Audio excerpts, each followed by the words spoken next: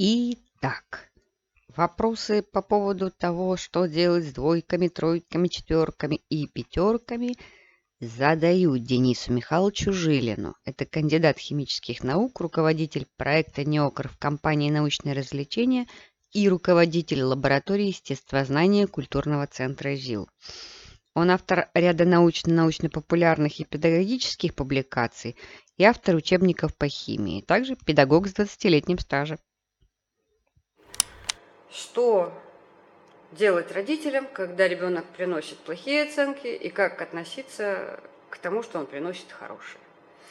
Да, оценка это вообще штука совершенно неоднозначная, и поэтому говорить, что эта оценка плохая, это хорошая, это тоже отдельный вопрос, что есть плохая оценка, что есть хорошая. Почему она неоднозначна? Любимый мой пример, да, можно ли говорить, что 4 это в 2 раза лучше, чем 2? Соответственно, скорее всего нет, а это означает одну вещь, это означает, что шкала оценок у нас не интервальная, шкала оценок у нас чисто порядковая, то есть что 5 лучше, чем 4, 4 лучше, чем 3, 3 лучше, чем 2, но 4 не в 2 раза лучше, чем 2, а непонятно во сколько раз лучше, чем 2. А это, например, значит, что всякая процедура усреднения баллов – это процедура абсолютно некорректная с математической точки зрения, потому что усреднять может только данные в интервальных шкалах. И еще один момент, что не существует каких-то четких критериев выставления оценок. То есть, скажем, есть там какие-то там критерии Генштаба, о которых там дореволюционного, о которых мало кто знает, да, есть какие-то инструкции, о которых, то есть есть какие-то инструкции по выставлению оценок. Я например, проработав 20 лет в школе, я этих инструкций не читал. И большинство, и мои коллеги их тоже не читали. Хотя бы потому, что они нигде не опубликованы, они были опубликованы когда-то где-то, и найти их не так-то просто. Соответственно, и в общем-то получается, что оценка это вещь некая достаточно индивидуальная для учителя. То есть, что каждый учитель ставит оценки по какому-то своему разумению. И перед тем, как бы то ни было относиться к каким бы то ни было оценкам, нужно задать очень простой вопрос. А что под этими оценками имеет в виду учитель? Потому что, смотрите-ка, вообще любая оценка, она имеет смысл только как основание для принятия решения. То есть, если мы не принимаем никакого решения, то оценка, в общем-то, не нужна. Я имею в виду цифровую оценку. Скажем, существует так называемый еще в рамках формирующего оценивания оценка может быть, скажем так, получилось, не получилось, ошибка здесь.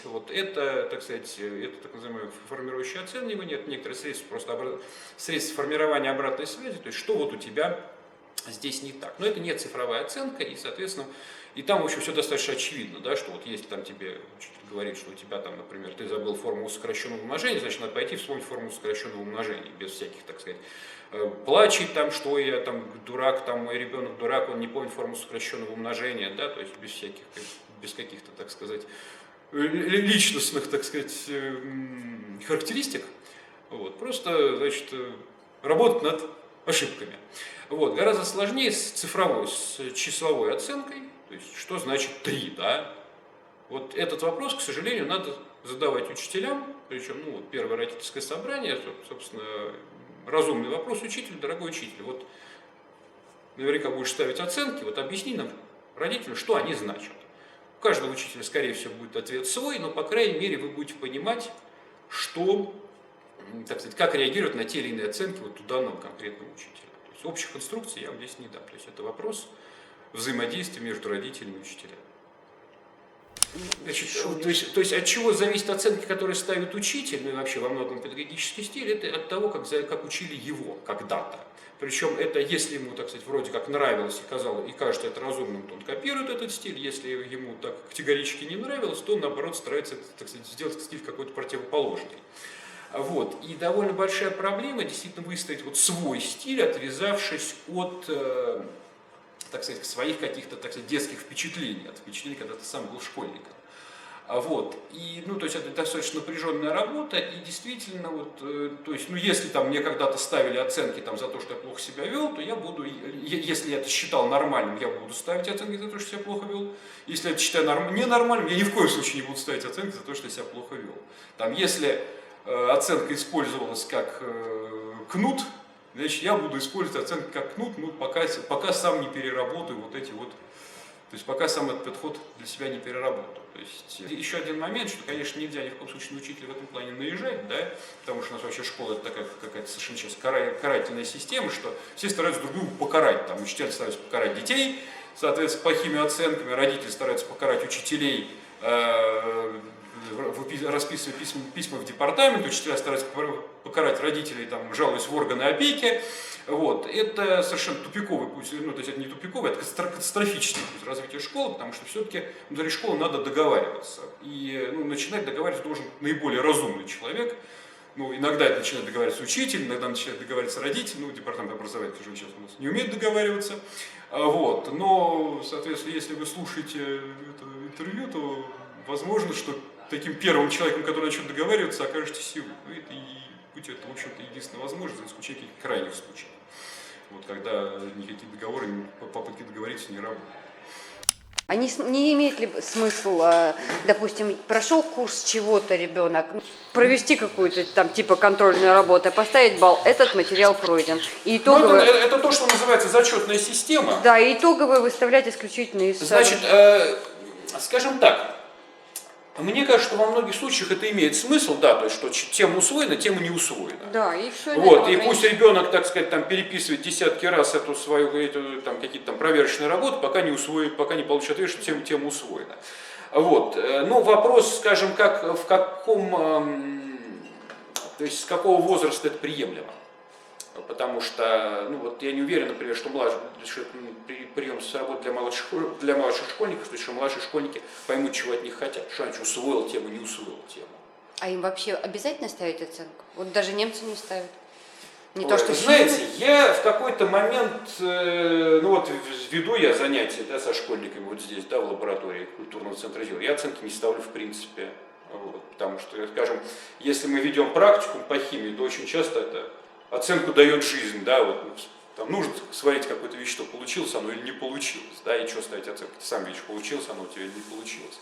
Вот, но это уже на довольно таком продвинутом уровне, да, на базовом уровне, ну, в общем, я не уверен, то есть, скажем так, я в какой-то момент расхотел ставить оценку, когда еще в школе работал, да, то есть, и не могу сказать, то есть, ну, вот вел-то я там эти практикум по синтезу там не ставил оценки, потому что ну, какой смысл, если человек в таких ситуациях учится на ошибках, и если он совершил ошибку, то это не менее полезно, чем если он не совершил ошибку. Соответственно,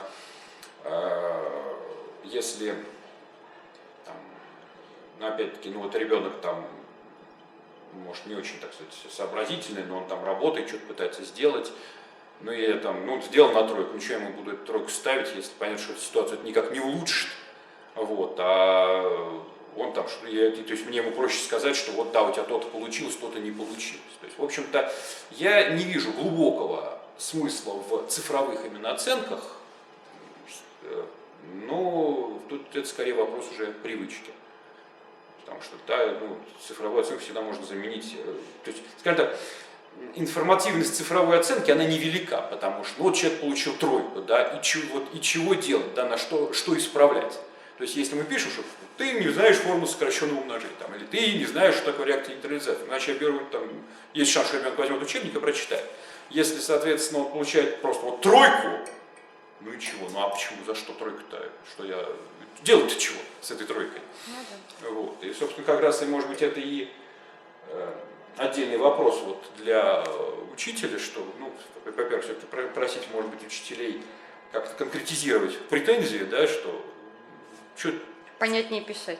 Ну, не только цифры, но и словами. Да, что писать не претензии, писать не цифры, а словами, что не так. И как только если человек начнет писать словами, то потребность в оценках она будет снижена. Ну, то есть в оценках может, знаете, какой-то там флажок, да, двойка, это что, родитель, обрати внимание, и вот да. Там проснись, оторви попу от дивана, у тебя тут вон ребенок вырос, и, соответственно, посмотри, что с ним не так.